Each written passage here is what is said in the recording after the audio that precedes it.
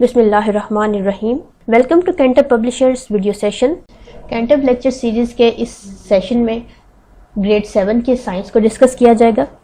Grade 7 के science को discuss करने के लिए जिन रिसोर्सेज की ज़रूरत होगी आपको, इनमें ग्रेड 7 के लिए टेक्स्ट बुक जो कि कैम्ब्रिज स्कॉलर सीरीज़ का एक हिस्सा है, इसके साथ साथ एग्ज़ाम्स की प्रैक्टिस के लिए और SLOs की इन्फोर्समेंट्स और एक्टिविटीज़ के लिए और जो आपको होमवर्क दिया जाएगा उसे सॉल्व करने के लिए आपके पास समर पैक ग्रेड 7 का होना बहुत ज़रूरी है। इसके साथ साथ टीचर्स और पेरेंट्स की हेल्प के लिए रिसोर्स पैक एक बहुत अच्छा रिसोर्स है जिसमें तमाम SLOs अपनी मेथडोलॉजी के साथ और एलाइड एक्टिविटीज़ के साथ बहुत अच्छे तरीके से बयान किए गए हैं। रिसोर्स पैक और समर पैक cantabpublisher.com की वेबसाइट पे सॉफ्ट फॉर्म में इजीली अवेलेबल है। It's our lecture 3 that is about working of circulatory system. In our previous lecture 2 we have been discussed the structure as well as the function of circulatory system in detail. In our present lecture we will study how does the blood flow throughout the body. The SLO that we will achieve through this lecture is explain the working of circulatory system. The topic 2.3 at page 22 as well as on page 23 will be a great resource in this regard. In our lecture 2 when we were studying the structure of heart and blood vessels, then we deliberately ignored the functions of heart.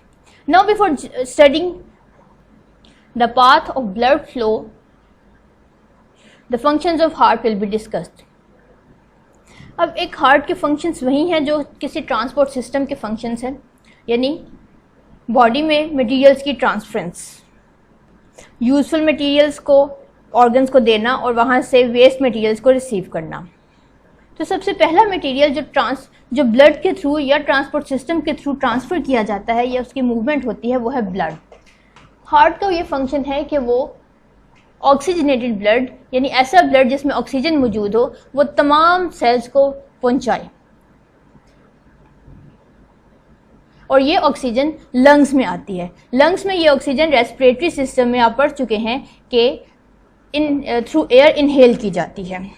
इसके साथ साथ sales से carbon dioxide जो कि result है respiration का, उसको excrete किया जाता है क्योंकि कार्बन डाइऑक्साइड एक वेस्ट प्रोडक्ट है। ऑक्सीजन और कार्बन डाइऑक्साइड के अलावा ब्लड डाइजेस्टिव सिस्टम से न्यूट्रिएंट्स लेके तमाम सेल्स को ट्रांसफ़र भी करता है। All the three tasks are performed by pumping blood by the heart. अब बॉडी में ब्लड सर्कुलेशन 3 तरह की होती है। 3 मेजर पाथ हैं, 3 मेजर टाइप्स हैं ब्लड सर्कुलेशन की in the body. First one is systemic circulation. Systemic circulation is the supply of blood to all body parts.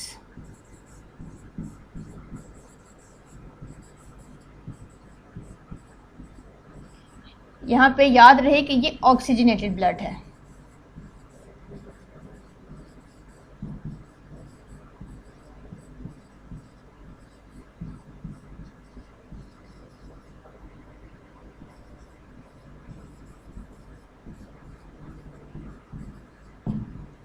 The second one is coronary circulation. Coronary circulation is the supply of blood to the muscles of heart.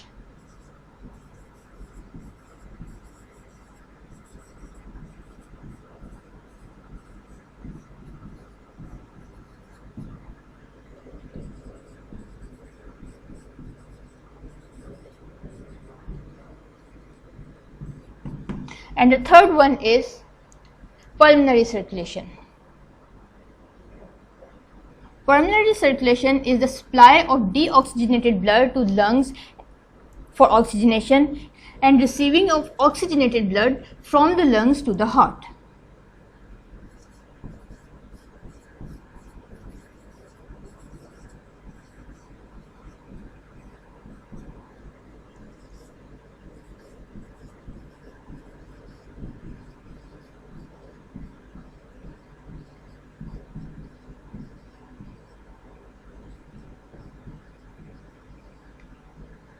इसके 2 roots हैं, एक में ये deoxygenated blood lungs को transfer किया जाता है और दूसरे रूट में ऑक्सीजनेटेड ब्लड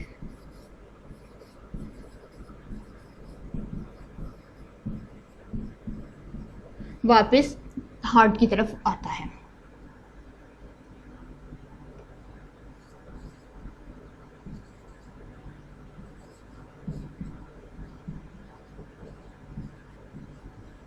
ये 3 टाइप की मेजर सर्कुलेशन हमारी बॉडी में मौजूद होती है। अब हम देखते हैं कि ओवरऑल सर्कुलेशन में क्या स्टेप्स इन्वॉल्व हैं और कौन कौन से स्ट्रक्चर्स किस तरह के सर्कुलेशन करते हैं। So the first step in circulation is receiving of deoxygenated blood from the body parts. Heart receives deoxygenated blood from the body tissues and organs by superior vena cava and inferior vena cava. Superior vena cava and inferior vena cava. आप पढ़ चुके हैं कि superior और inferior vena cava ये 2 largest veins हैं in the body. जो superior vena cava है वो upper part से deoxygenated blood receive करती है और inferior vena cava lower parts यानी legs से deoxygenated blood receive करके right atrium में दाखिल करती हैं। यहाँ से और यहाँ से deoxygenated blood right atrium में enter होता है। अब राइट एट्रियम से इस वेल्व के थ्रू ब्लड राइट वेंट्रिकल में दाखिल होगा। डीऑक्सीजनेटेड ब्लड को ऑक्सीजनेट किया जाता है by pumping it to the lungs.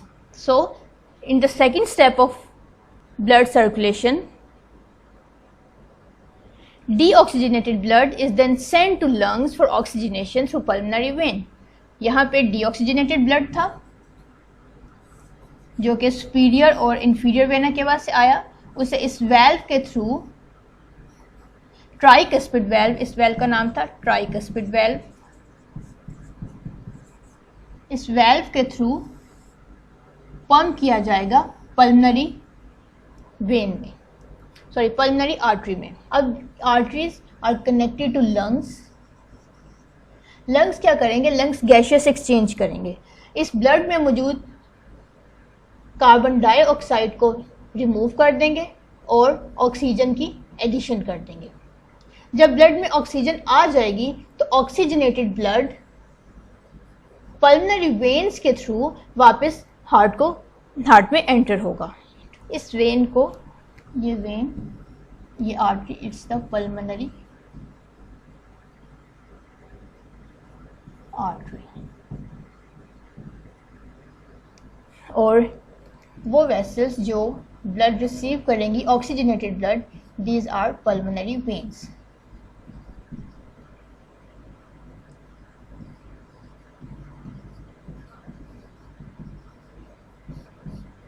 So in second step, oxygenated blood is then supplied to the heart at the left atrium after oxygenation through pulmonary vein। यहाँ पे when है, it's a left atrium, it's the entrance point of oxygenated blood। यहाँ पे हम oxy लिख देते हैं, oxygenated blood from lungs। और इस पूरे रूट को, जिसमें ब्लड, डीऑक्सीजनेटेड ब्लड लंग्स की तरफ जाता है और वहाँ से ऑक्सीजनेटेड ब्लड वापस हार्ट में आता है, ये रूट या ये सर्कुलेशन पल्मनरी सर्कुलेशन कहलाती है। Pulmonary mean which is related to lungs.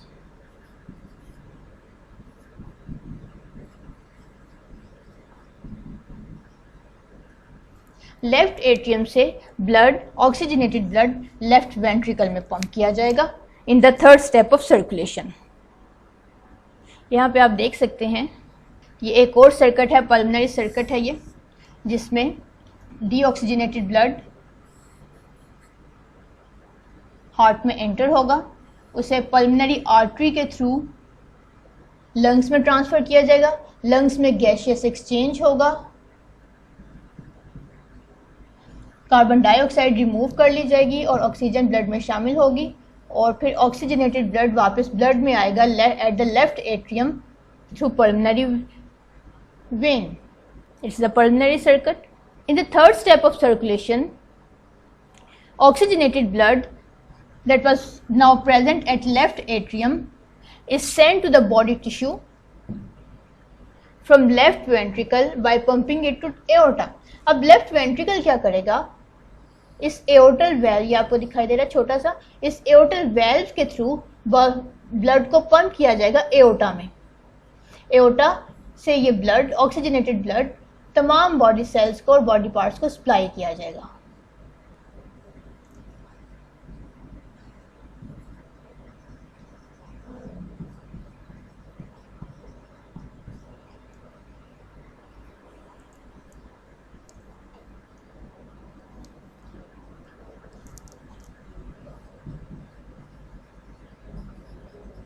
I repeat, from lungs, oxygenated blood is received at left atrium. From the left atrium, it is transferred to left ventricle through mitral valve. It is a mitral valve. From left ventricle, oxygenated blood is transferred to aorta through aortal valve. And the aorta transfer this oxygenated blood to all the body parts through its network of arteries. And you know, arteries are spread all over our body.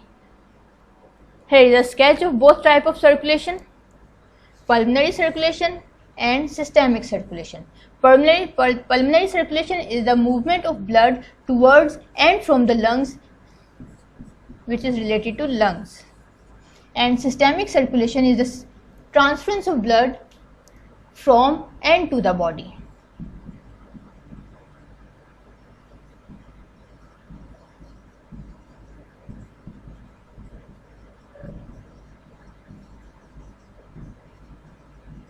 इसे revise कर लेते हैं एक दफ़ा। Blue parts में deoxygenated blood है और जो वेसल्स आपको रेड कलर में दिखाई दे रही हैं उनमें ऑक्सीजनेटेड ब्लड है। सबसे पहले डीऑक्सीजनेटेड ब्लड लेफ्ट एट्रियम में रिसीव किया जाता है। लेफ्ट एट्रियम से ब्लड लेफ्ट वेंट्रिकल में जाता है। लेफ्ट वेंट्रिकल से ये लंग्स को ट्रांसफ़र किया जाता है ताकि उसकी ऑक्सीजनेशन की जा सके। लंग्स से ऑक्सीजनेटेड ब्लड वापस लेफ्ट एट्रियम में आएगा। लेफ्ट एट्रियम से left ventricle and then is transfer to all the body parts through aorta. So this is the whole path, whole circuit of blood circulation in the body. Next comes the homework. Just open your textbook at page 31. It's a part of your review exercise. यहाँ के आप part B देखिए। Part B में question 2 आप solve करेंगे। Lungs work to purify blood. Justify the statement. Do you agree with this statement or not? In either case, you have to give the reason that either lungs purify the blood or not. And if they purify the blood, how does it takes place? How does it happen? Part C में आप question number 3 solve करेंगे। Highlight the working of the circulatory system. आप एक flow sheet बनाएंगे, flow chart बनाएंगे जिसमें arrows की मदद से आप बताएंगे कि इनसाइड द हार्ट ब्लड का फ्लो क्या था, किस तरफ से था और किस तरह की सर्कुलेशन वहाँ पे होती है। अब आते हैं अपने समर पैक की तरफ। समर पैक में आप चैप्टर 2 देखिएगा।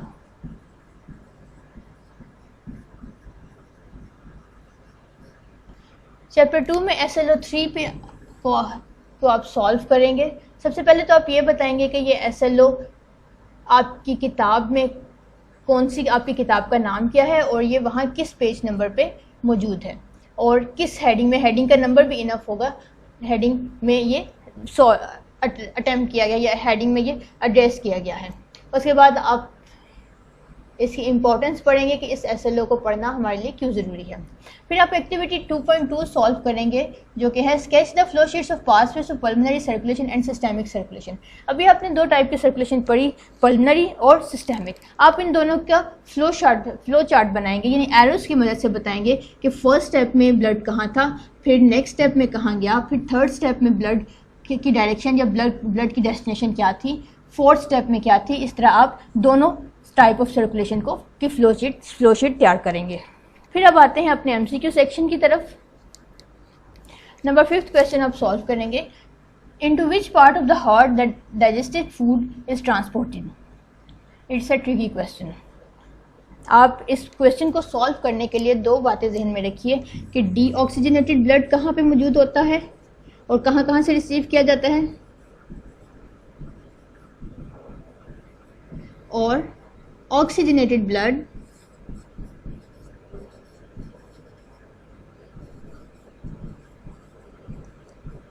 कहाँ मौजूद होगा और कैसे रिसीव किया जाएगा।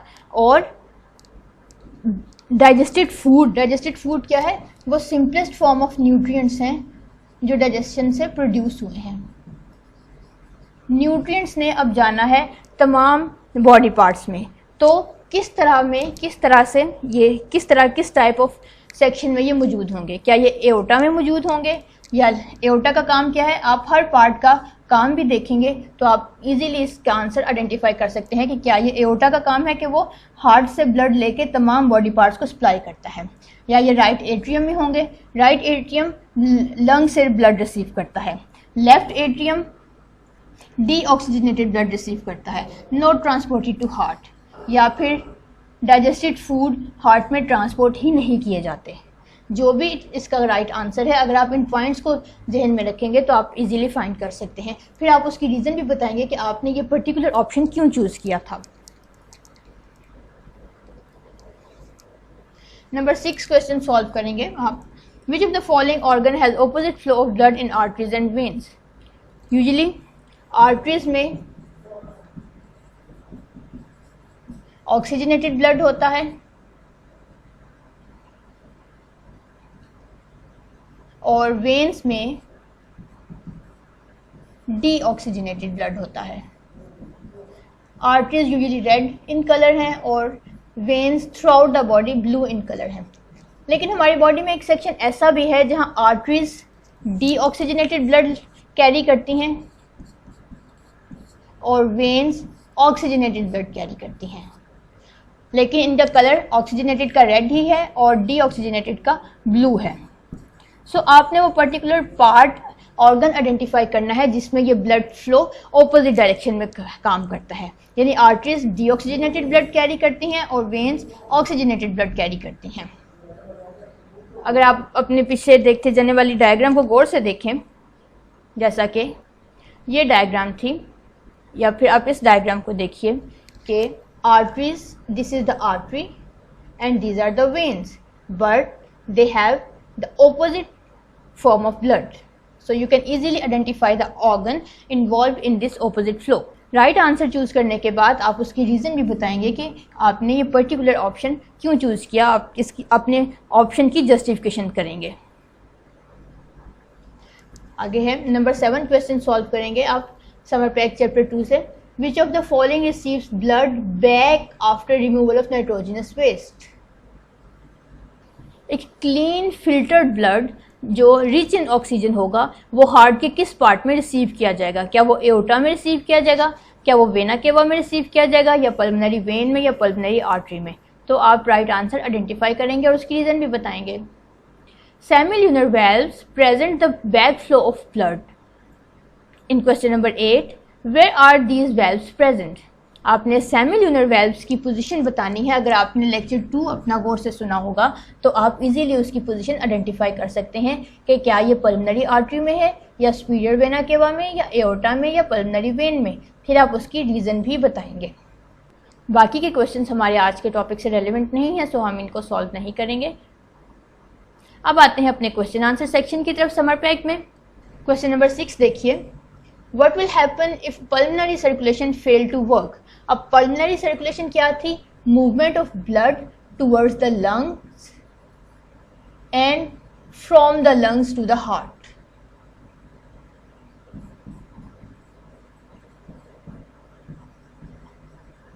lungs की तरफ जाने वाला ब्लड डीऑक्सीजनेटेड था और लंग से आने वाला ब्लड ऑक्सीजनेटेड था। अगर ये पल्मोनरी सर्कुलेशन ना हो, लंग्स में ब्लड की मूवमेंट ना हो, तो क्या रिजल्ट होगा इसका। क्वेश्चन नंबर 7 भी आप सॉल्व करेंगे। What do you mean by unpurified blood. Unpurified blood मतलब ऐसा ब्लड जिसमें वेस्ट मटेरियल्स मौजूद हों, और ब्लड सर्कुलेशन के वेस्ट मटेरियल्स आप पढ़ चुके हैं कि कौन कौन से हैं। आप उसको डिफाइन करेंगे इस लिहाज से, इनके वेस्ट मटेरियल्स के लिहाज से।